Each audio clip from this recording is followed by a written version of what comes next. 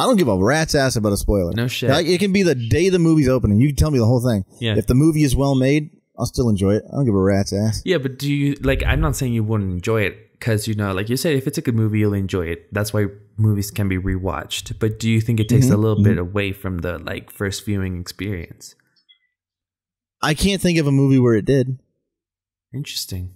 If anything, it prepared me for a bad movie.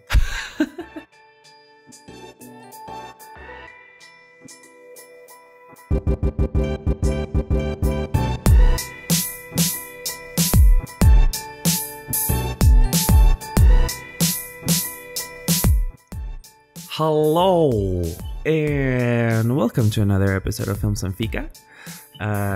This would be episode number 2 of our Larry Lindsay guest spot session because Al got a job in the mountains. Fuck him, we don't need him. And Larry, so happy to have you here, my man.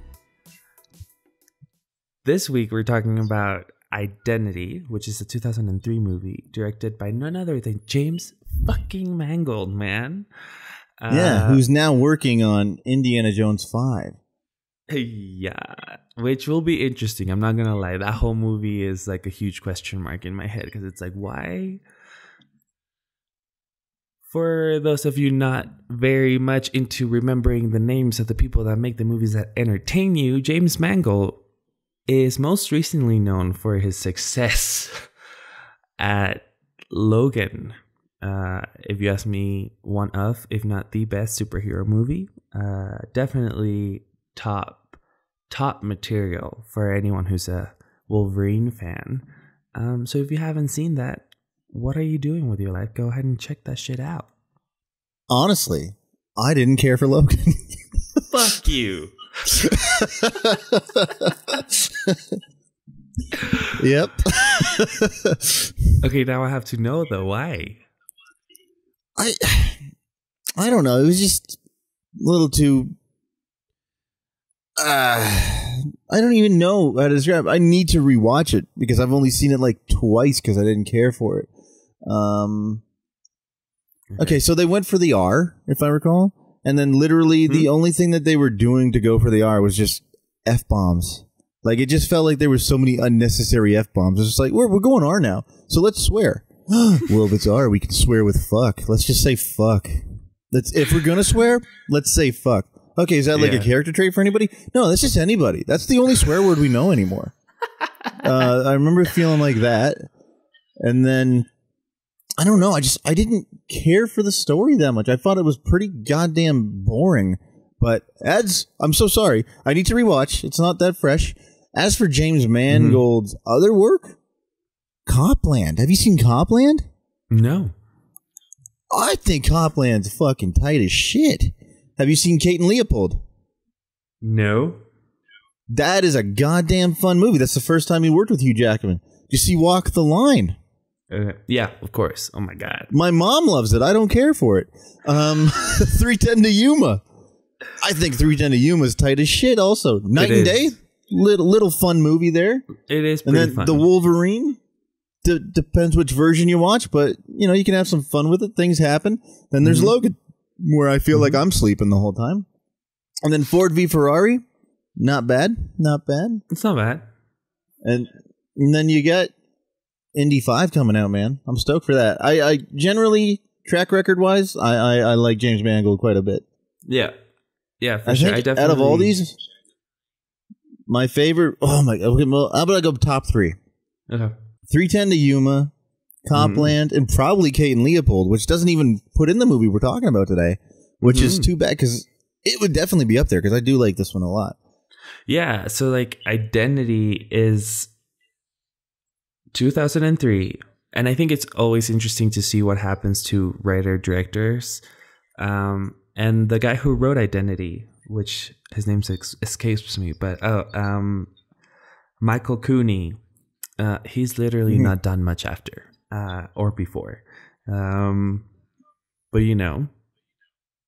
it happens, I guess. Sometimes people just make stuff and then it just doesn't really go anywhere else. Identity, though, is the favorite movie of one of our close friends, Isabella. Shout out to you if you're listening. I hope you are. I think you would be. She was on the double episode of Midsommar and Hereditary. Yeah. So we've had Isabella on the podcast, and her episode is actually one of the ones that gets watched a lot. It's a really nice double feature. Algot hated every minute of preparation because he doesn't do scary movies, as some of you guys know. But it's a fun little episode. And so Isabella is here in spirit and hopefully as a listener, because we need the views. Anyways. That's a weird sentence. A listener, because we need the views. That's I know, so man. Weird sentence. The internet is fucking crazy. I also think it's kind of like also, guys, don't forget to like and subscribe and hit that little bell button. There we go. I got you covered. Especially because we do have a YouTube version of this podcast, and every single one of our other episodes is also on YouTube under Films and Fika. Don't forget to check that out. If you like and enjoy listening to our voices, I bet you could also find some enjoyment in watching our stupid faces. Anywho, I have a couple questions for you, Larry. Okay. Because we've had you on the podcast before. And so for those of you who don't know, Larry went to film school with Algot and myself, but he went in as an actor, not as a production person. So Larry had a very different experience, but also I'm assuming that because you are into acting, that you have that you came to be interested in acting through different, reasons than us who are like more production centered. I am pretty sure you've spoken about this a little bit before. Maybe, probably. Yeah, probably. So I just, like, for the people that don't know you, what got you into acting? Is it like a dying passion of yours? You say a dying passion? I don't want to do it anymore. Is that what you're saying? No, like, sorry. You see, this is the thing about second language podcasts, okay? Sometimes we say shit, like, I've been editing stuff, and me and I'll go have a conversation, and I'm like, man, half of that makes no sense at all. But here we are. What I wanted to say is that is it like a burning passion of yours? Oh, for sure. Okay, so literally, I mean this no bullshit. I'm not good at anything except that. So when I don't do that, I'm just, what am I gonna do? And like, I'm not gonna say I'm like a fantastic actor or anything. I definitely can work on things, but out of what I've seen, I'm not bad. I'm better than some people I know, which is really a weird thing to say because normally, like, you're your worst critic. So if you watch some other people that you know and are doing well, and you're just like, right on, good for them. I know what I would have done with that part, but then. I know, maybe it's just like an actor's ego thing. I didn't mean for it to be me sucking my own dick, but that's what happened right there. So what got me into it, I was so young. Like, man, I kind of remember playing like in public school out at recess. We would reenact like TV shows and movies and stuff, or like make sequels out there to continue the story. Like, I don't know if you remember Young Hercules. Mm-hmm. With Ryan Gosling before he was big. Yeah, we used to play that and just continue those. Be like, hey, I'm going to be Hercules today. Let's do these stories. And then, I don't know why I said it like that, but Speed. We did another Speed, not knowing that there was another Speed. Because there was this like jungle gym thing with a steering wheel. We're like, oh man, we got this. There's a bomb on whatever this is. We're going to do this. Yeah, no, I just always loved it. Awesome. And then, like, been collecting movies since 8 years old. So, yeah, that's what it is. I mean, there's probably more to it. It's, you caught me off with that question because we didn't prepare for any of this. I mean, maybe he prepared the questions, but I had no idea they were coming. And it's slightly early. Yeah. And my Fika looks really weird today. So Yeah, yeah. My coffee is also in a very weird container because we're totally both drinking coffee today. Yeah. So, you kind of totally answered the second question that I was going to ask you, but I'm going to ask it anyways and see where it goes, because I wanted I wanted to know if there's anything, in your repertoire that you're good at, but you don't necessarily get to brag as much about it. Can you elaborate on that? You mean like just in acting or? No, I mean like in everything, Oh. Yeah, I'm not good at anything. No, I was in a band for 9 years, and so like I'm definitely rusty, but I played the guitar and sang in that. But the first instrument I ever learned, I shouldn't say learned, like so taught myself, because like I don't actually know how to do it. I self-taught in every instrument I've ever done. Was drums. I was heavy into drums. My buddy had an older brother who had like his band. They had equipment in their basement. It was right across from the public school. So at like our lunchtime, we would go over to their house because when he was in high school, the public school, they had different times, so they'd never be there. So he would go downstairs, he'd pick up the bass guitar, whatever, and I'd be on that fucking drum set, just going to town, learning how to do that. Obviously sounded like shit for a long time until I finally figured it out. But I always considered myself a drummer, though I haven't, in the city, obviously, like everything's closed, so I bought an electric drum, but it was so cheap that half the shit wasn't responsive. So I haven't drummed in a long time, so I'm probably really sloppy, but if I could get back into that, I would love that. But because of that, my parents bought me and my two sisters a guitar, and they'd never even tried to pick it up or learn it. So I didn't even know you had to tune a guitar. I was just like, here's the strings, this is cool. Somebody showed me how to read tabs, so I guess that's how I learned. I don't remember who showed me how to read tabs, but so I picked up, I think I tried to learn Brain Stew by Green Day, because it's just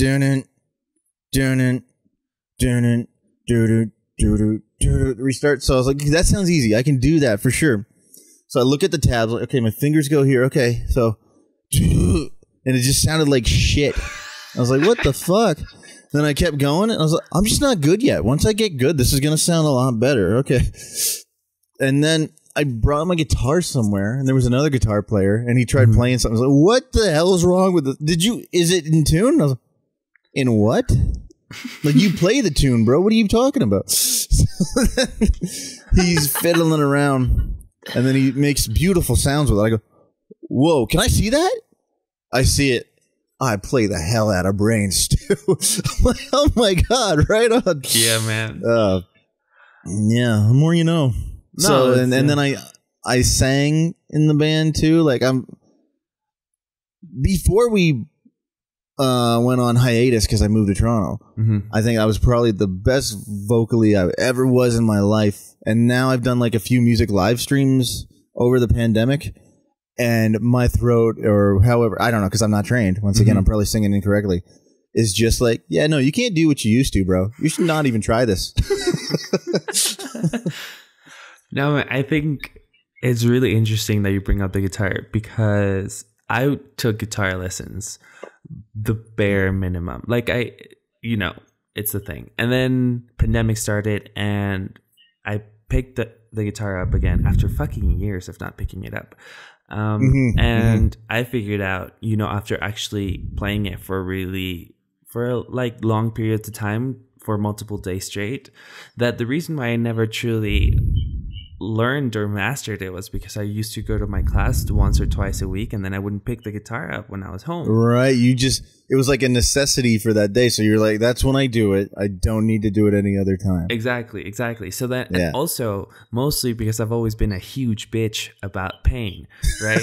So, fingers the calluses? I can totally see 12-year-old me being like, what the fuck, man? Like, this hurts. Like, it's not even worth it. So I start, actually properly using it and stuff, and I had to clean it, and I know how to tune it. That I did retain that much. But then one of the strings broke. And I was like, that's fine, whatever. So I ordered like new strings, and then they get here, and for the first time in, you know, at this point it would be 10 years because I started playing when I was 12, 14. I realized I've never changed the strings of my guitar. Like the last time. Oh, no way. Yeah, like the last time, like when I bought it, strings. And then eventually in class at some point, my teacher was like, you should change your strings now. So he was like, just bring the strings and we'll change them here as a class. And then because there were 3 of us, it was just faster for him to do all of the 3 of us instead of teaching us how to do it. So then he just did it. And then that's the last time that my guitar strings were changed. So then I mean, like Googling and YouTubing videos of how to change the strings of my guitar because I fucking have no clue how to do it. And it's like those knowledge gaps that are not necessarily in the foreground of your consciousness until you're there and you're like, oh fuck, I have no idea what the hell I'm doing right now. I one time got my tax return back and I made a bunch of money, so I was like, I'm gonna buy a guitar. I'm gonna go out there getting an acoustic electric so I can plug it in, play it at live shows. And then I go to the music store. I was like, yeah, I'm just gonna look at your acoustic guitars. And they go, okay, he's just in that room there. He says, what's your price range? He says, no price range, man. I just got my tax return. I'm good to go. So I go into the room and I actually literally just pick up guitars, start playing, like see which ones I like the sound of. Apparently I picked the cheapest one. The cheapest one had the best sound for me. So the guy was probably stoked when I said no limit, and then he came out with that thing. He was like, okay. Right, so I went to go change the strings and the G string kept breaking. Okay. So nice. I was like, what the hell, man? I've gone through like 3 sets of strings here. This thing keeps breaking. Is there something wrong with the guitar? No, I just didn't know how to put them on right. Yep. I didn't add enough slack at the end, so it's just too tight all the time. But now I add so much slack. Those things could outlive a nuclear blast the way I put them on now. Yeah. Dude, I was like watching this video on how to put the fucking string on, and it goes, well, you want to leave some slack but not too much. I was like, okay, so what the fuck? I'm a very, like, when it comes to instructions, I need people to be clear. Like, if you're super clear specific at giving me an instruction, I will do the damnedest job I can. But if you're just like, just leave enough slack, I'm like, motherfucker, I haven't done this for however many years you have. What is enough? I need a number. Give me a number of slack. Exactly. Like, you know, like 2 inches, 5 inches. Like what I can figure that shit out, you know, even if I don't use that fucking stupid system. But then so I'm there and I'm trying to figure this thing out, and I'm like, oh man, I really don't fuck it. I guess like I think this should be enough. And I think it mostly worked except for the E string. Because that one broke like 2 weeks later, and I wasn't even doing that much of anything. So yeah, I had to change it again. It is what it is. I bet you'd probably kick my ass on the guitar though, because if you had lessons, you'd probably be able to kick my ass. Me no lesson. Me play simple. Me no like hard. No, honestly, I don't even know my I don't know it enough that I don't even know what to call it. The scales? My scales. Thank you. So good. So you know exactly. I don't know my scales. If we were ever to be in a band, you would be lead and I would be rhythm. The thing is, I don't even know the scales either. Right on. That's what I mean, right? Like I honestly, I retained nothing from my guitar lessons because I never practiced. Like I was just like, oh man, like I take guitar classes and whatever, but realistically what I know now is mostly self-taught. So it's a lot of YouTube videos and a lot of tabs, which for people who actually know music is sacrilegious, because it's like, you motherfuckers can't even read music. No, I can't read music. I check. I know, sorry, we're probably going over time here and shit, but when I was in high school, grade 9 music class, I learned trombone. I could not read the sheet music. Still can't read sheet music to this day. And so I would write in the book, literally, I'd have the guy next to me. I'm like, what note is this? He goes, C. I would just write a C over top of the shit all the way through. Then I'd just have to remember which position everything was. And then grade 10, I didn't do any music class because I can't read the music, man. Why would I don't want to go in there if I can't read the music? And then grade 11, I needed some courses because I was a shit student. And so they put me into music. I was like, okay, well, I didn't do grade 10, so I got to do grade 10. I got to go back. They're like, no, you've gone up on stage here at the school. You play guitar. You can skip. And I was like, what? No, that doesn't mean I know what I'm doing. So they skipped me. So all of a sudden, I'm with people that have been reading music for a minimum of 2 years, maximum, however long they learned when they were younger. Luckily, though, from I think grade 11 and 12, I got on the drum set.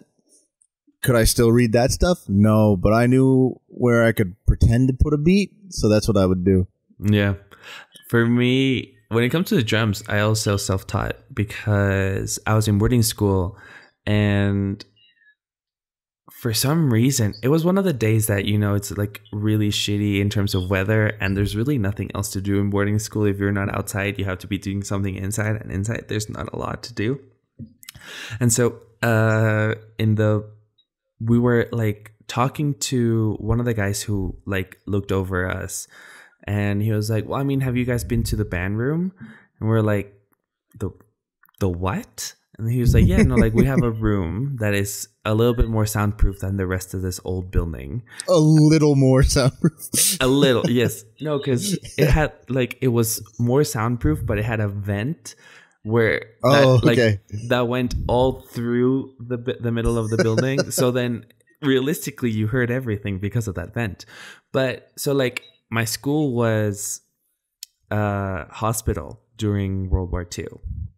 And so because Europe and everything is old over there.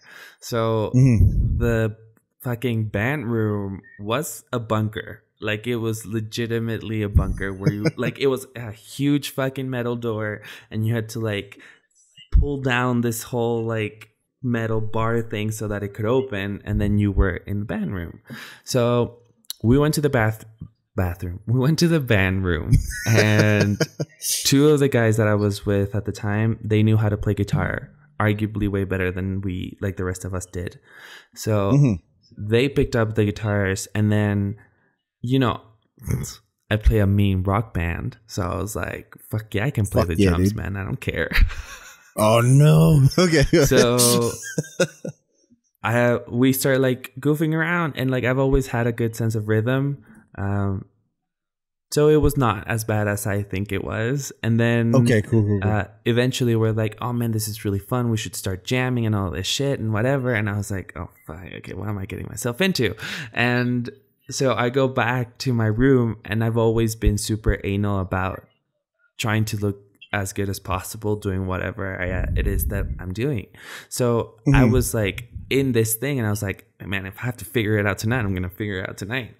So I start researching how to read, if there's tabs for drums, and they were, but they were a little bit too X's cluttered. And O's and shit. Yeah. So I was like, oh man, okay. So I try to get by through those, and then they're like, hey, this teacher told us about oh man, what was it? I think it was Halloween. They were like, oh yeah, for Halloween we want live music, and there's this girl who's gonna play the piano and sing and stuff, and we're wondering if you guys wanted to have a couple of numbers up there. And they both were like, yeah man, we can do it. And I was like, oh fuck, can we do it? So it turned into a serious thing overnight, and they wanted to do Home Sweet Alabama and Rock and Roll Queen, and both of them yeah. So I try to figure out Sweet Home Alabama. It's not that difficult, and then but Rock and Roll Queen, I couldn't find any tabs for it. You just need cowbell. Nobody gives a fuck. You just need cowbell for that one. I was like, man, if I gotta learn how to read sheet music, I'm gonna try it. So I can kind of technically read drum sheet music, but it's honestly just because I tried really, really hard to learn it. but it does not transfer to guitar at all. Let me tell you that.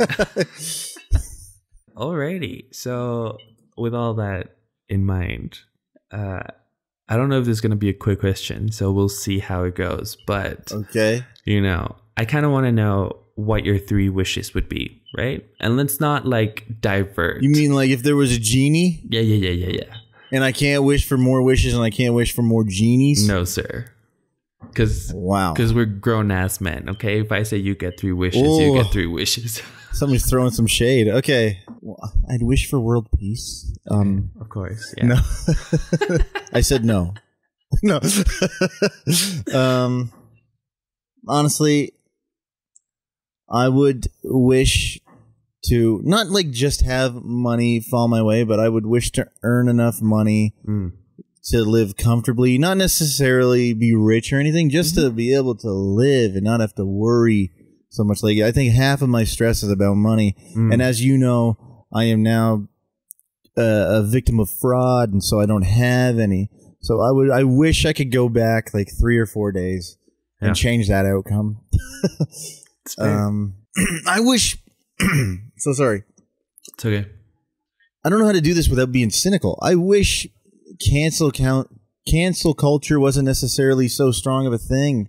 Okay. Like if everything is about acceptance and letting people be who they are, you're not going to agree with everybody. That's fine. Just let people be themselves. And if you don't agree with it, I mean, you can speak. It doesn't mean you don't have to not like the person. You could have a nice conversation about why they think the way they think and why you think the way you think and why it doesn't work out. And then, get on an even keel like that. What was the wish? The wish was, I wish that cancel culture was more understanding. Like, obviously, if you're a rapist, I'm not saying, oh, we should hear this guy out. I'm not saying that. So it's a bit muddied, but I think the point I'm trying to make came across a little bit with what I was saying. No, yeah, you mean it's more like, right now cancel culture is just this huge like monster / witch hunt that can get really out of hand at times. For sure. And for people getting canceled for like things they did years ago, maybe even decades ago, it's like they were different people then. People make mistakes. You're saying you haven't done things that you don't regret? Bullshit. Yeah. I've definitely done things that I regret, and if cancel culture happened when I did them, then yeah, I'd be fucked. I think we all would. No, I agree. Especially if you look at the ages that these people were when this stuff happened, where it's like, dude, honestly, if you didn't do anything stupid in your teenage years, or if you didn't do anything stupid in your 20s that you don't regret doing or saying, I don't believe you, right? Like, I don't trust you as a person. Okay, Mr. Perfect. And like, that's what I'm saying, because Algon and I have done close to 30 something episodes of the podcast at this point, right? And even though we try to make it seem like as natural as possible, I'm going to pull back the curtain here a little bit, although it might not be.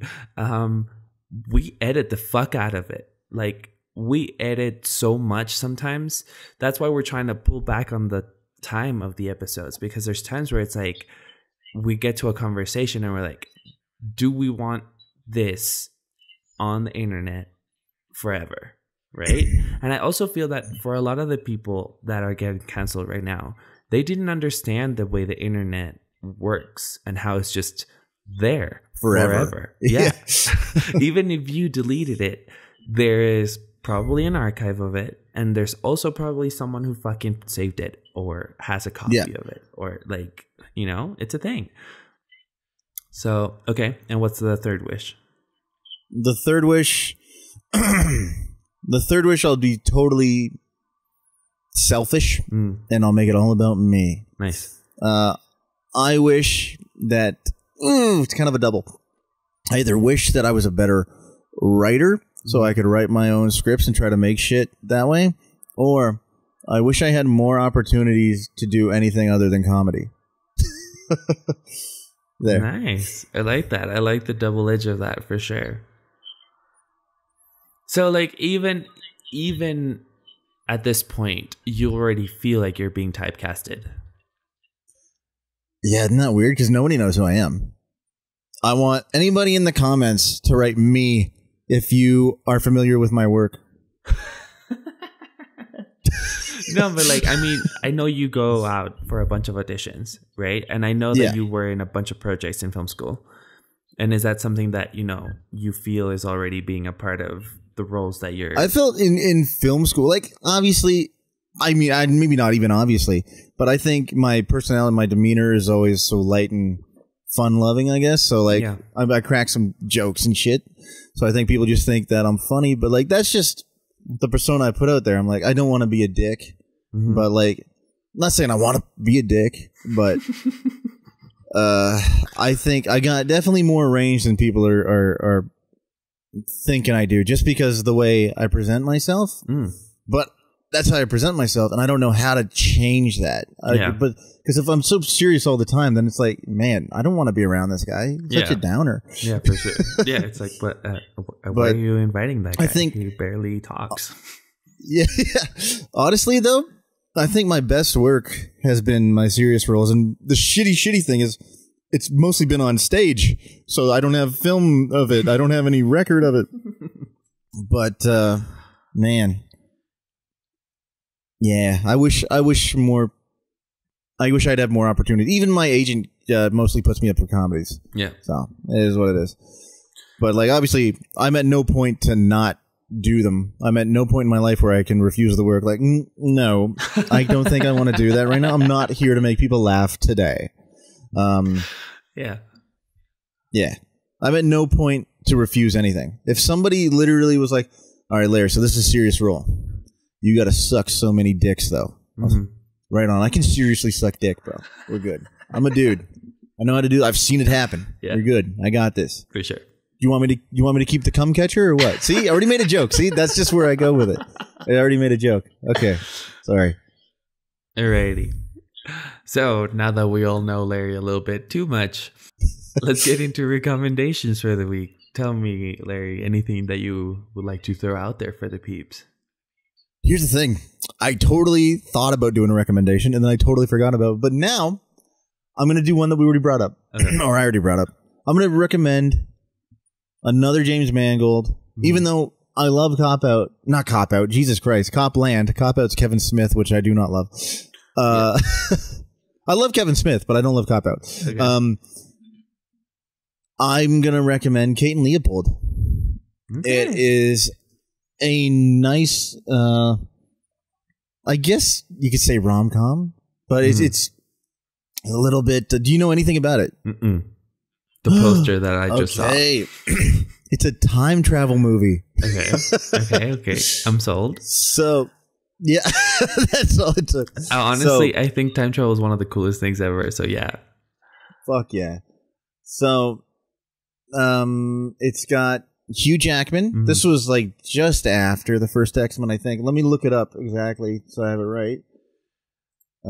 X-Men was what, 2000? This is 2001. Yep. So, just after that.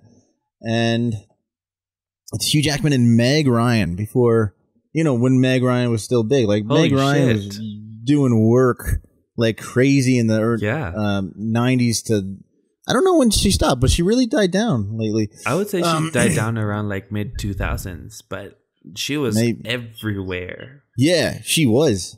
So it's got Meg Ryan, Hugh Jackman, Liev Schreiber, Breckenmeyer. Yeah. Oh yeah, Liev Schreiber from Sphere that we did. Yeah. So anyway, Hugh Jackman is an English duke who lives in 1876, and Meg Ryan is from present day, so that would have been 2001 at the time. She ends up. Nah, she doesn't end up. Liev Schreiber ends up back there because he finds a portal on the, don't quote, it's been a long time, on the Brooklyn Bridge. And he goes through it and he ends up in 1876. And Hugh Jackman's Duke sees him holding this thing. It's a camera, obviously. It's like, how peculiar. And so he goes and he chases this man down. And then he thinks he's trying to commit suicide jumping off this little bridge, but he's not. So he goes to stop him, and they both end up going through this portal. Now, Hugh Jackman is in present day, and that's all I will tell you. But it is a fun little romance movie. And I I really, really like romance movies. Yeah, I think it'd be great to do one, but I'm not the prettiest. That doesn't mean shit, bro. Like, it could be like your Jack Black in Thank the you for holiday agreeing. Moment, you know, where it was like everyone's like, "What the fuck is he in this?" And then everyone's like, "Oh, he's really good in this." Cool. Nice recommendations. I think it's funny how we've had you and another one of our friends, Alexis, on the podcast, and then it's Aga and myself. So that's 4 dudes. And all 4 of us really enjoy like romance rom-coms? films. Yeah. I think it's maybe that we all do, but we just avoid saying it out loud because, you know, thanks to some asshole, they were tagged chick flicks in the 90s. So a lot of dudes grow up with this whole like, my sister watches that stuff. I'm not gonna watch it. I like James Bond and tits and fuck your feelings. Okay, well, let's be fair. I like those things too. No, of course. Let me do a little bonus one for you then. Have you seen? It's another Meg Ryan. Okay. Have you seen Prelude to a Kiss? No, Meg Ryan. I recommend that. I've seen like her crown jewels, if you want to call it, where it's like Sleepless in Seattle, When Harry Met Sally, and You've Got Mail. My recommendation for the week is something that I kind of revisited last week, and I really enjoyed it. And I don't think people speak about it enough, mostly because I think it's probably one of the things that came out before Stranger Things was a thing.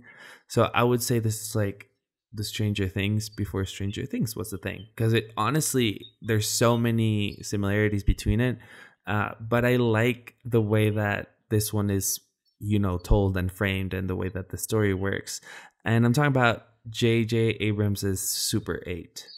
And there's just something I just rewatched it last month. Yeah. There's something just really fun about it. It's about a group of kids in a little town in the United States of America. And one of them wants to be a film director, and he wants to put like a short movie into a competition. And so all of his friends help him do it. And I think it's really cool. Obviously, while they're shooting the film, some stuff starts happening, sci-fi stuff. And I think it's really cool. I think it's worth checking out. The JJ lens flare is also everywhere in this movie. But I think it's really cool. And I think it's like a nice time. And yeah, I think you should revisit it if you haven't seen it in a while, or you should check it out. Can I ask you a question about the end of that movie without spoiling? Yeah. The main child actor has this thing that, you know, and he lets it go at the end. Yeah. When I was watching it, I was like, I get that I get what it symbolizes, but honestly, I would have kept that. What about you? Honestly, I was watching it with my dad, and I was like, so how long do you think it'll take for him to be like, oh fuck, I should have kept that, man? Like, yeah. He's like 25, looking to marry someone. He's like, oh, that would have been I should have, fuck. Yeah. I immediately, right away, I was like, story-wise, I get it, but no, man, go get that. Yeah, that's what happens when you take your metaphors too literally. Okay, so from movies to more movies, and that's why you're here. Let's jump into 2003's Identity.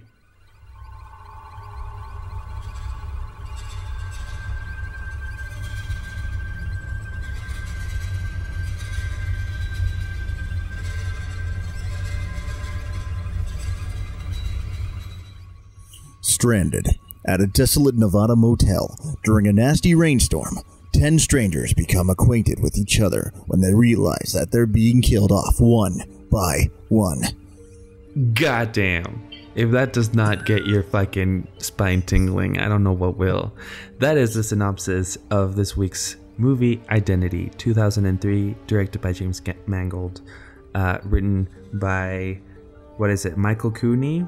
I was going to say, you said it earlier. Yeah, Michael Cooney, you got it. So, We'll get into the cast for a second because I feel like similar to Sunshine, we'll talk about the cast in a second because I think it's a really cool cast as well.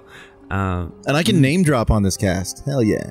So basically, if you've just joined us because you like to skip to the movie talk, hello, how are you? I hope you're good. Larry's back. Algat's gone for a while. Well, not a while, just like a couple episodes, but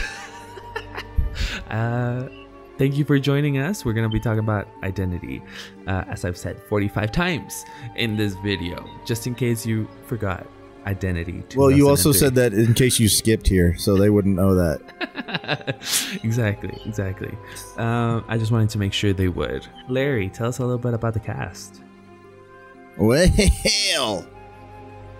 you got the Stone Cold Fox Rebecca De Mornay, who, when I saw this movie, I did not recognize her back then, and I honestly didn't recognize her this time when I saw her. I was like, she looks familiar, but I can't pick out who she is, and the only difference is her hair color. Right on.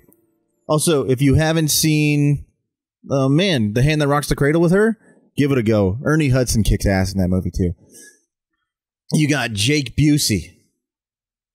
He's all right. Yeah. You got William Lee Scott, who I know from the Steve Harvey Show, growing up with that, and he does okay. It's definitely a different character for him, and he does it well, I think. You got John C. McGinley, who always puts in good work, in my opinion. He's always fun to watch, for sure. I don't want to mispronounce her name, but I might. Clea Duvall, who I basically only know her from this and The Faculty, and The Faculty is super tight. I recommend The Faculty. You got Alfred Molina. Yeah. Obviously, you know what I'm going to say he's in, which is Raiders of the Lost Ark. No, everybody thought I was going Spider-Man. I'm talking the beginning of Raiders, man, where he's hand me the idol. that's the man. He's so good. That's his line. That's what launched him into fame. Yeah, exactly. He's like, yeah, Spielberg knows me.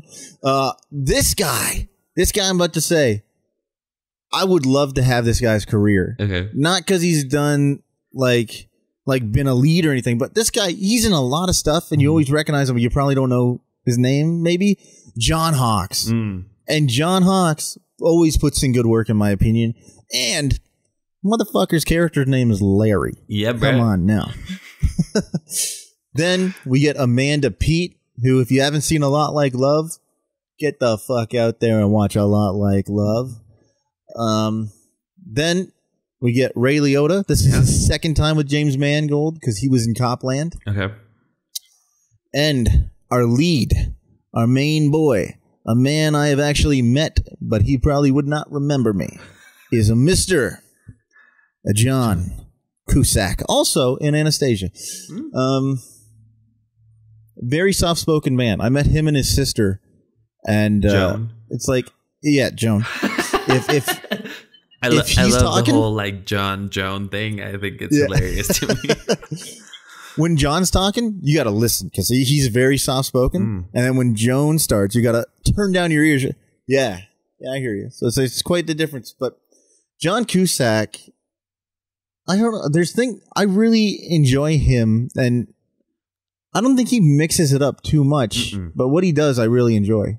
I don't know. I agree. Like, we saw him in Being John Malkovich, and I think that's one of the performances where he might turn it up a little bit more. He did definitely mix it up in that one. Yeah. But yeah, no, I think soft-spoken is the right phrase to use. He's definitely in a sweet spot of middle ground, and he's just always like there. Again, this is Isabella's favorite movie, if I don't remember correctly. I'm sorry, but it's at least in her top movies. And man, it's a fun fucking ride. I'm not gonna lie. That's like my 5-minute spoiler-free review. It's a really fun fucking ride. Again, if you enjoy the type of film where it's like a bunch of people stuck in a place and then people start getting murdered, I think you're gonna enjoy this. If you enjoy that, yeah, this is for you. I'll tell you about the atmosphere of this one for my spoiler-free review. Well, I was rewatching, like, I haven't seen this movie in years, but I still remembered a decent amount of it. Probably like 90%. But this time, I was feeling the atmosphere of the film, and it felt very Hitchcock to me. Oh, yeah. Definitely. Yeah. Like, even some of the shots, there were some shots where, you know, they're looking for things, and they were like a little drawn out, nothing's really happening, they're just moving. And I'm like, the atmosphere is super Hitchcock here. I'm feeling it. Yeah. And also, like, I gotta say, props to all of the cast, because the whole movie happens in rain? In storm. Yeah. So like there's rain all the time. And I'm like, man, people don't give credit for that type of shit enough. But it's like you're spending hours of the day being soaked by fake rain. And I'm sure a lot of them got like colds. I'm not going to lie. As far as I read, they did. Yeah. It was common. Yeah. Well, it makes sense, right? Before in the 2003s, people weren't afraid of getting a little bit too close when they were 6. So, you know, different times for sure. But I think all the cast does a really good job. I think they all know they have a part to play, and they play it, and they commit to the fact that, you know, they're all getting fucking murdered. And I think a lot of people wouldn't do that well. They'd be like, well, if I'm getting fucking killed, why am I going to put all this stuff into it, you know? But because, you know, the movie is about it, everyone does a great job, and I really liked it for sure. With that out of the way, I think it's clear that we both say you should totally watch it for a fun time. Yes. James Mangold, nice job. You can see some of the stuff that he carried over to his other movies. So with that, let's jump into the spoiler full Fika. If you don't care, you should care, man. It's a fun movie. Go watch it. It's not that long. However, if you decide to stick around, sometimes we go in linear, you know, narrative with the movie. Sometimes we don't. We jump here back and forth. So get ready for that. And for those of you who've seen it, join us. I don't care about spoilers. So if you're like me, just keep watching. Really? You don't care about spoilers? I don't give a rat's ass about a spoiler. No shit. It can be the day the movie's opening. You can tell me the whole thing. Yeah. If the movie is well made, I'll still enjoy it. I don't give a rat's ass. Yeah, but do you, like, I'm not saying you wouldn't enjoy it, because, you know, like you said, if it's a good movie, you'll enjoy it. That's why movies can be rewatched. But do you think it takes a little bit away from the, like, first viewing experience? I can't think of a movie where it did. Interesting. If anything, it prepared me for a bad movie. Or one a little that jeez, I'm going to throw a Christopher Nolan one in here. Dark Knight Rises. It's fine. It's a fine movie. Yeah. It's not. I don't think it compares to the first two of that trilogy. Yeah. And I saw all the spoilers beforehand, and I was like, oh, that's it, eh? Yeah. Okay. And then I watched it, and that's exactly what it was. And I was like, yeah, that's like 20 minutes of Batman, right on. I'm not going to lie to you. I have trouble sitting through Batman Begins, at least the first half of it. Batman Begins is my favorite of them. No, and honestly, I rewatched it recently, and I was like, okay. I asked my brother to sit down and watch it with me because he also likes it, and so I was like, if I'm gonna sit through it, I might, like, he might help me get through it. Yeah. And I was like, for a second there, and I'm sorry for the tangent, guys, but for a second there, I was like, we're off on a different movie here. I enjoy Batman Begins for sure, but mostly because I enjoy what it's doing to set up Dark Knight. It's not necessarily that I think Batman Begins is it's a solid movie. I just not the one that I would put when I want to watch it. A Nolan film. Tangent over. We're back to Identity. And I'm going to say one of the things that I really like, and upon a second watch of the movie, what stands out still and what I really enjoy is those first minutes of the movie where we are cutting back and forth between like the timelines of how they all got to the hotel. That's dope as shit, because it's also shamelessly 2000s with like a slight pause? with a slight still frame, and then you just go back, and it's so simple and it's so clear as to its function, but I think it's so well made, and I love it because it just captures your attention, right? Like, you're all through this movie, similar to Sunshine, you're just in it, you're hooked, you want to know what happens, you want to know what's going on, and I think it's honestly really well made. It's a really good device to capture your audience's attention for sure. And now people start dying. There's a killer. Would you, if it was your first try, or if you remember your first try, could you figure out who the killer was? No? Right on. Cool. No, I'm not going to lie. I was like, so at first, you know, because everything points to Ray Liotta. And I'm not going to lie, even upon the second watch, because I didn't remember who the killer was. I was like, dude, it's so telegraphed that it's Ray Liotta. Like the whole thing with the like puncture wound on his back. Like what I was actually like, I wrote it down in my notes. I was like, man, maybe, you know, it is a little bit too telegraphed. But then they switched it up on me for a second time, and I was like, oh fuck, right. It's because it's not him. That's why it's fucking telegraphed. Red herring. No, I honestly, here's the thing. The movie's a little bit dated with the whole split personality thing, and Split. Okay, so we're going straight up into letting this out. Yeah. We should get it out of the way. You know, like Split from M. Night Shyamalan caught some slack for it as well. Where it's like this sensationalized thing that, you know, happened to a lot of the media back then, like the darker media, where it's like you kind of sensationalize a little bit murders and mental illness in a way that is not realistic. But it does create a good plot, right? Especially because you don't find out about this up until like later in the movie, right? So you're just in this situation with these characters where it's like, oh man. Also, the killings are very brutal for the most part, and it's fun to watch, man. Like, it's fun to see these characters that you don't necessarily care about as much as the ones from Sunshine. I think that's where, and I'm sorry to be comparing them both, but like, I'm just saying in terms of who I care about, Sunshine hit me harder, right? Where it's like, oh man, that like Chris Evans dies, and ooh, spoilers. You were warned.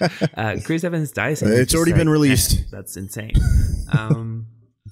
So yeah, for sure. I think it's not, you know, current and it's not PC, but it does create an entertaining movie. If we're talking about the characters here, so right at the beginning, there's a little family. There's a mom, a stepfather, and a son. And the mom gets hit by a car. John Cusack's character Ed is driving the car. Yep. That hits her because he's driving around an actress and she's distracted him. He's looking for something for her. Now, since you already know what's in his head and that these characters are all parts of a split personality, there are a bunch of inconsistencies in this movie. Okay. That are meant to be there to throw you off. And honestly, while I do like it, I do enjoy that. Yeah. I think it's a little bit of a cop-out on letting the killer be known, because at the end when they do reveal the killer, you're like, for one shot in particular, I know he's not there. But it's just one of those inconsistencies that follows with all the other inconsistencies. So, do you mean the one where... Go. Okay. So, when... we get two different perspectives of this point. Yeah. When the mom gets hit, in the first time you see it, she kind of goes under the car. Yeah. The second time she gets hit in John Cusack's point of view, she kind of rolls over the car. Yeah. So you get a little inconsistency there. There's a few inconsistencies like that. The part I'm talking about where we reveal the killer is when the car blows up. Yeah. You know what I'm talking about? Yeah. So in the perspective where we see it, these two people go towards this car. Boom, it blows up. That's it. When we see the reveal of who the killer is, he's walking away from the car, and we totally would have seen that. We totally would have seen it, yes. Yeah. Like, if not us, they would have, because he's walking in the same direction that they're coming from. Like, they're coming from an angle, but they would have fucking seen him, man. Like, there's a huge fire. 100%. There's still lights. Like, he wouldn't, it's not that dark so that they didn't see him. For me, the shot that doesn't line up necessarily, it's when they show him, quote unquote, killing the actress, because she kind of like turns and kind of like looks up a little bit to like fair, and it's like, but he's a child. Why are you looking? Okay, I was gonna say we're letting that out right now. We're just straight up letting it out. Okay. I mean, it's a fun twist. I think it's a fun twist, and I think it's a good payoff for sure. Does it make sense all the way through? No. And I honestly don't understand why we need to see the flashback of him murdering everyone. Like I don't mind that. Like I think it's a little bit I think it's a little bit gratuitous of like, yeah, man, the fucking kid killed everyone. Here you go. What's your favorite death? You know, you don't even see it. The one I really enjoy is the Jake Busey with the bat down the throat, and you can see the neck bulging out a little bit. Yeah, man. I think that was sick, but you don't even see. You see the aftermath. Did you know? This is just for me because one of my favorite movies is Wizard of Oz. They shot this on the same soundstage as the Emerald City. Nice. I think when I hear that type of story, it's always interesting because it's like, man, if walls could talk, right? If walls could talk, the shit we would learn. I think overall, most of the effects still hold up, like the practical effects that they have. Like both car hits are gnarly. Oh yeah, they're both really gnarly. I will say this though, right? In terms of gripes, I don't know if we like. It's just how it wraps up. Right? Like I understand where it's going, and I understand the point. When you say wrap up, do you mean the immediate ending or what? Because I might have a very similar thing to what you're about to say. I'm thinking like the immediate ending. Okay, I'm thinking a little bit before. Continue. Okay. So for me, it's just like I get everything that's happening, and I'm there for the twist. But for some reason, and you might help me pinpoint it, I don't know why it doesn't land as well for me. Right? I enjoy the twist. I think the twist is a good twist because you're like, oh shit, okay, you just pulled this out of like from under me, okay. But something about it just doesn't end up sitting well with me. Not enough to ruin the movie or anything. I'm not Algot,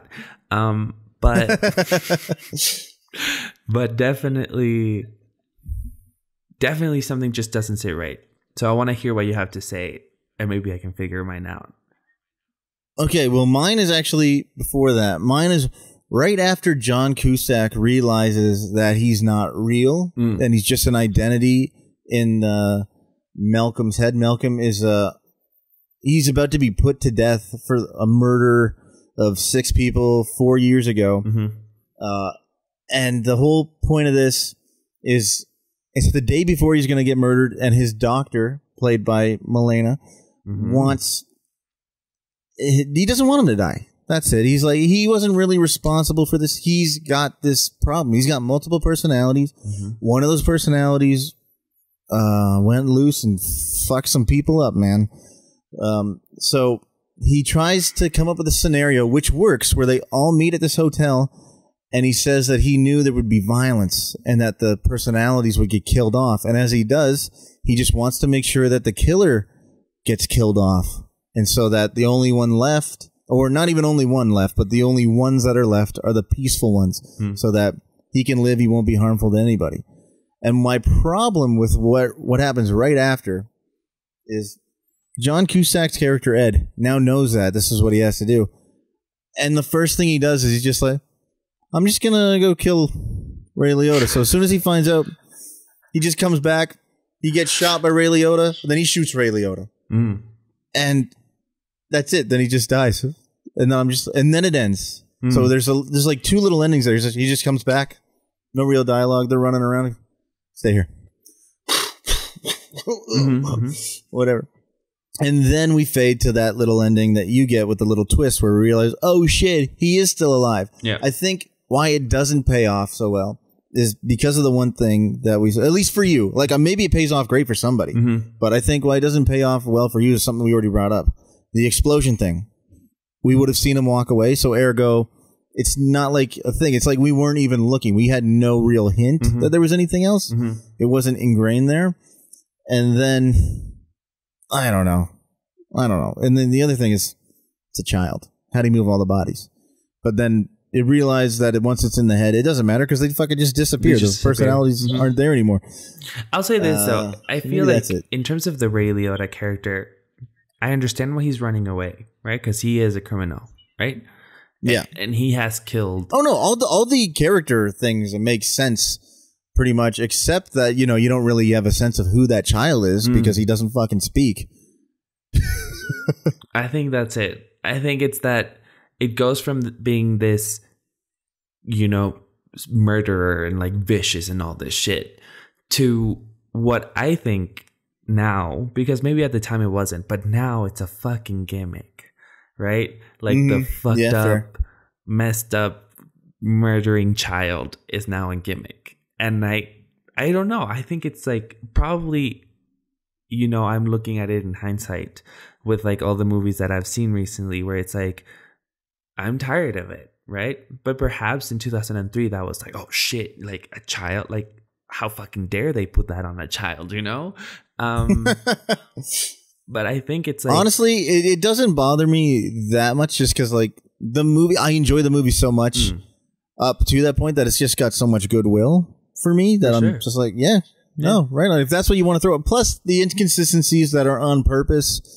So it's like, okay, you got me. It's in a head. Like, can I get that upset about it? I feel not it's really. Like a little bit in a way like a Shyamalan movie where it's like once the twist is there and you realize that everything is working in favor of that twist, some of it seems like you say like a bit of a cop out. Some of it is like, okay, I see what you did there and you had to do it that way because otherwise this doesn't work out properly.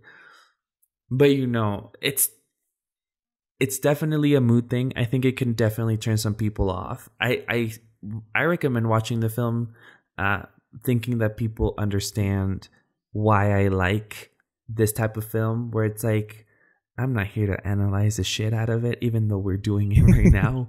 But it's like, I don't think we're analyzing the shit out of it. Yeah, I don't think we're like, this is a type of film that if you're overly critical with, you're not gonna, like, you're missing the point of the film, right? Like, this is not The Fountain. This is not Mother. Like, this is a straight to the point thriller slasher film. And you should approach it like that. You know what I'm saying? I like how the movie is structured and how it has all these different branches that it can go into, right? Because it starts out with the murder, and then at some point, Clea Duvall goes, "Oi, this could be supernatural." Right? And then she goes, "Oi?" Yeah. She said, like, that's the, I lifted the quote. And then the bodies start disappearing. So you're like, holy shit, maybe it is supernatural. And it would make sense. Like, no one really sees it. But then Larry gets all fucking weird and murdery and shit. And you're like, nah, man, it's Larry. Well, that's the thing. There's just so many red herrings. It's like one character after the other. Like, oh, it's this person. It's not. Oh, okay, well then it's this person. It's not. Okay. Oh, so it's this. It's not again. I feel like all of this movie hinges on what Paris says at some point in the movie, where it's like way different than Larry. The story that he's telling is so whack that it might be true. And I think it's that. Like, the movie is so out there and it's committed fully to being what it is that you're like, man, fuck yeah. Like, it's not that guy and it's not that guy. It could be supernatural. And then you're like, because you're in the movie with all these guesses, when it's like, oh, it's a split identity movie, you're like, oh, shit. And they do it so earnestly, too. Like, obviously, you should do. You're in the movie. You're getting paid to be like, this is that character's life. You got to be in it as that character. And they all are. They all commit. And that's great. It's not one person half-assing it. So that's fantastic. Maybe the kid. Especially, like, not fair, but he was young. Probably didn't have that much training. Yeah. The thing is, though, like, obviously, this is not an Academy Award winning movie. This is not going to be. It's not trying to be. Mm-hmm. But these people, like, you don't for 1 second think that they're acting. Every single one of these persons are their character. And fuck yeah. I think I agree. I agree completely. All of them really commit to it. I remember Clea Duvall mostly from Zodiac. Right. I forgot she was in that. Yeah, that's where she mostly comes back to me. In this, I just feel bad for her character, man. Like, honestly. Yeah. She got lied that to, dude was a piece of arguably, because we don't know if the guy was lying or not. But she gets lied to by her friend, marries a dude on the sole idea and lie that she's pregnant. They get stuck on their way back. Arguably, he wouldn't have died if she wasn't like, fuck it, we're leaving. And then... Yeah. I feel bad and I don't feel bad. Because, like, obviously, she was going through some shit. She was with this guy who she heard was cheating on her. And all hints point that he was. Yeah. So I believe that he was, because as soon as he sees Amanda Pete, he changes his tune. He's like, yeah, let him in. Get him in the car. For a honeymoon, I'm going to have a menage a trois. But honestly, the way that all of them look at Amanda Pete is like... Except for John Cusack. He's the only one who doesn't look like he objectifies her. He's like guilt-ridden because he killed another woman, but you know...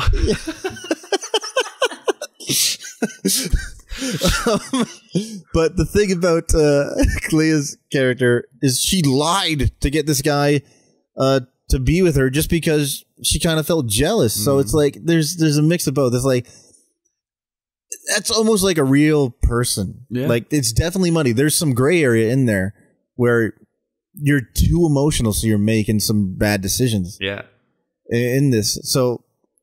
I don't know. It's like I get it, but I don't feel bad. But it's like I understand. At least I can go with you on it. There's just like a very tragic poetry about it, where it's like, oh man, like she lied, she feels bad about lying, and then eventually all of that leads to the guy being fucking murdered. You know, she blows up too, but she doesn't know she's gonna blow up. So she lives with the fact that because of her jealousy, she just killed the guy that she arguably wanted to be with. And I think that's fucked. But also, she chose a fucking bad guy to be with. Oh, yeah. If he's willing to try and flirt and fuck Amanda Pete right in front of her, knowing about the jealousy thing, should have never been with that guy to begin with. You should have totally left when this guy didn't show that kind of respect to you. Definitely did. I agree. Speaking of poetry, though. Yeah. The opening lines of this film have stuck with me for years. Every now and then I just walk around and I say the opening little poem thing. No shit. Do you remember it? I don't remember all of it. I remember there's a man at the top of the stairs. As I was going up the stairs, I met a man who wasn't there. He wasn't there again today. I wish he'd go away. Yeah, I wish he'd go away. Yeah. I don't get it. Like, it sounds pretty. Okay. I think it kind of clues in, like, immediately that split personality. Okay. I can see the relation there. Yeah, for sure. I think they ingrain that little hint. And then, like, when you rewatch it and you pay attention to the poem and the words and you're right on. So there are clues every now and then, like, obviously the inconsistencies, but some, like, they're super minor that I don't think you would notice maybe upon first viewing. Maybe, I don't think so. Maybe, like, there's one little thing. I don't know if you noticed. There's a scene where Amanda Pete's bending over, and so you get this little gratuitous shot with her underwear sticking out, and she's wearing black underwear. There's another shot where she's bending over again, and her underwear showing. Boom! It changes to white in the span of one night. She doesn't change it. No, there's like just little things, little things throughout the entire movie. I feel like if someone were to figure this out on the first watch, I would be really impressed. Yeah, I will say this too, though. I turn off my brain when I walk into this type of movie. Like Sunshine, off. This, off. Underwater, off. Like, because I don't care, right? Like, I want to have fun with these characters. I want to be in it with them. I don't want to be fucking thinking about, fair. The one thing I noticed when I saw this movie when I was 12 for the first time, So, oh my God, over half my life ago, when I saw this movie for the first time was the actress character. She pays him a little extra money to get a very nice room, and he says, 8's nice and cozy. Then when you see her leave, she comes out of room 10, I think. Or maybe it's 9, but it's not 8. I remember it not being 8. Okay. Yeah. Honestly, I feel like all those details are definitely all throughout the film, and I feel like if you were looking for them, you would definitely find them, and they add to it. And the fun thing is that they're on purpose. It's not like a mistake. Exactly. It's purposefully wrong. John Cusack's character, like obviously everybody's character is way different, which is nice, especially for multiple personality. Why would one be the same? Of course. But you got 2 murderers, I guess. Maybe technically 3 murderers out of the 12, even though when they talk about it, there's only supposed to be 9. Yeah. Which makes me think that maybe they just didn't discover each identity, because there's definitely 12 people altogether. But yeah, because arguably the guy driving the 2 convicts would be part of that, right? The guy driving the 2 convicts. Oh, yeah. Yeah, so there'd be even more. There'd be even more than I've even thought of. Oh, and second Larry. Yeah, fair enough too. Yep. So there's definitely characters, identities that the doctor doesn't know about in real life. But you got 3 killers minimum. You got Jake Busey's character, you got Ray Liotta, and then you got the killer of the film, which is the child. So you got 3 killers there, and it sounds like the doctor only knows about the one that committed the murders, doesn't think that there's any others. But you got John Cusack's character, who was straight out of a film noir picture, like just long trench coat. I'm just mostly surprised he wasn't smoking cigarettes. That's the only thing they needed to do. But I guess with all that rain and water, he couldn't. Just every time he walks out of the water, light up. Oh, shit. Inner monologue going on. Yeah, for sure. And, I think if you put it into perspective of when Malcolm's personality split, they make sense. The personalities make sense. Right? They are the type of people who you would encounter at motels, which is where he was abandoned. But also, like, the noir thing that you just talked about, he probably watched a lot of film and, like, on TV, not, like, pay-per-view shit. So there was definitely probably a lot of, like, that type of character, and he gravitates towards it. And then you have the actress character could represent the other side of it, and that's why they're paired together, and, like, all this other stuff. In my head, it's like whenever they talk about split personality movies, and Split did it too, it's like when the personality takes hold, that's who they live as. And I just start to wonder, man, in my head, it's like, okay, so when he's supposedly Paris, does he actually like hoe out? Does he go out on the town? Does he have a good time? I'm like, that's where my brain goes, where it's like when he's the kid, if he wasn't a murdering psychopath, would it be like all doodles and rainbows for him, Yeah, it makes a lot of sense. I enjoy it. My favorite reveal, which is, it doesn't last that long, but my favorite reveal, maybe because of the way it's edited, the music and the acting, is when Ed figures out everybody's connection via the names. Yeah. Like, obviously, the birthdays are nice, but at that point, there's so few characters left that it would have been it's just like, cool if there were more when they figured that one out. But when he figures out the names, I really, really like that scene. Well, because it does show you that there was thought put into the script. Yeah. Right? Like, because you might not catch all the little details that are hidden in there. Like another good example of that is Knives Out. I've seen Knives Out probably like 6 times. And every time I watch it, I'm like, oh man, they really thought about that detail too. That's really cool. Did he? The first time I saw Knives Out, I knew immediately. Really? There was no real guessing for me. Yeah, immediately. I was like, here's the thing. From just the way Chris Evans was acting, I was like, okay, so it's Chris Evans. But then it made me think in my head, so it can't be. Maybe he's the red herring. And then when it is him, I'm like, oh, okay.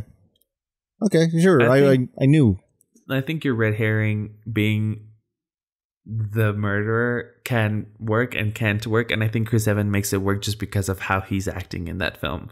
Like, I think he makes the reveal. Well, I'm glad it worked for you, but it did not work for me. I was just like, all right, cool. Algot, it didn't work for Algot as well.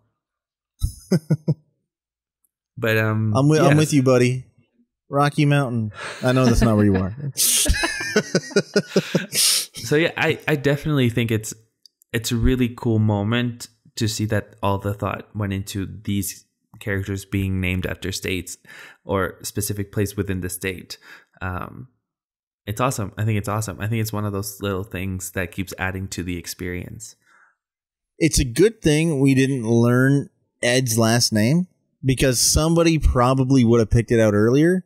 And maybe somebody did with the other names. I don't know. Like, it's a cool reveal, and I think it's a cool reveal because it's just John Cusack at that moment. So he sells it to you, right? Because he sells the fuck out of that part. Otherwise, it's a very goofy reveal. Because, like, honestly, when he reads Louisiana, I was like, come on, man. Like, you were doing so well. All of the other ones I'm on board with, but Louisiana, are you kidding me? Do you have anything you would like to add about Identity and the fun ride that it is? Well, it's kind of loosely based on a Agatha Christie novel, which I think works because she's known for her murder mysteries. And then the novel was And Then There Was None, which they actually bring up in this movie, but not by name or anything. Clea's character says, do you guys remember that one movie where these people are all together and they start dying off slowly? Yeah. And she is referring to And Then There Were None, which I believe, according to this thing I'm reading, is also known as 10 Little Indians. So maybe that's a book I got to read. And Then There Were None. Honestly, when Cleo says that, my head went straight into this film called Fantasy Island. It just came out. It has Michael Pena. Fantasy Island. Yeah, I know. It's honestly, like, it's not good. I'm not recommending it. It's for like a rainy day kind of situation. But it's like a rainy day, and if you have SAD, which is seasonal affective disorder, and so the rain just brings you down, and so you want your day to remain shit, watch it. Exactly. Oh man, yeah, that movie was bad. Yeah. So all things considered, Larry, if you were to give a rating, because we live in a society, Joaquin Phoenix for you. What is the rating that you would give? I'd give it a 4 out of 5. Okay. I like it. It's a good rating. Personally, because of the effects holding up, I love the gruesome deaths. I really like the characters, and I found out it has rewatchability, and I would definitely like it to keep watching it because it's a fun little, I like condensed films, one location. I will give it a 3.5 with a little heart on the Letterboxd because that means I just really enjoy it. But here's the thing. I was thinking about why I don't like the ending, and I was also thinking just like, oh fuck, why it pisses me off when we get the reveal that it's a little kid and he's standing on like over top Paris, and we get the flashbacks of how he's killed. Exactly. Yes. Yeah, that part. Yeah. It is such a goofy moment where it's just like, no disrespect, Paris, but you could kick the fuck out of that child. No, okay, I thought the same thing when he was doing the thing. I was like, Paris, you can take him. I thought the same thing.